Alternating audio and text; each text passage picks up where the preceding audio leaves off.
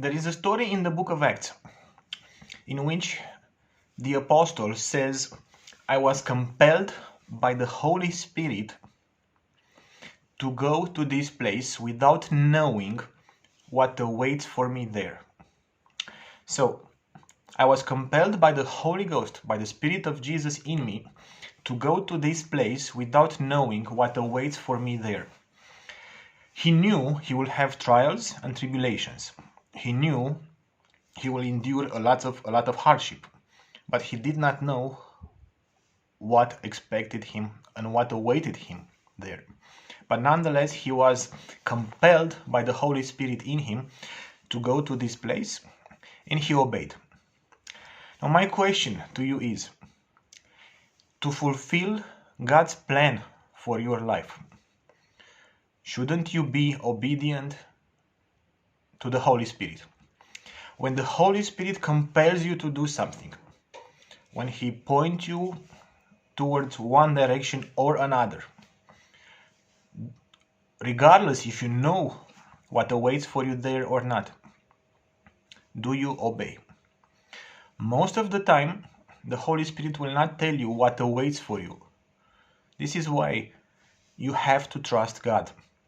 The moment He speaks, if you feel compelled by His voice, you obey. You submit yourself to the Holy Spirit, you obey His guidance, and you go and you follow towards the place that He will show you.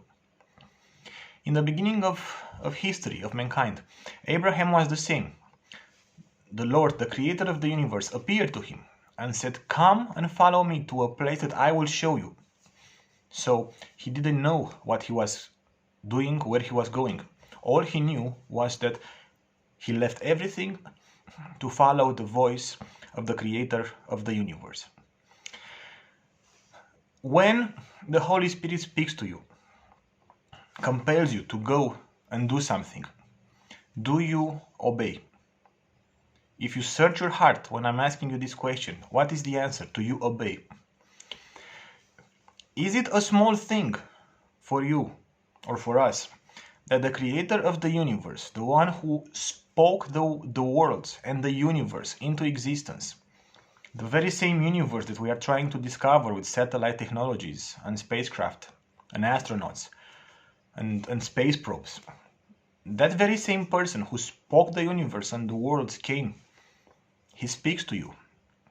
He watches over you.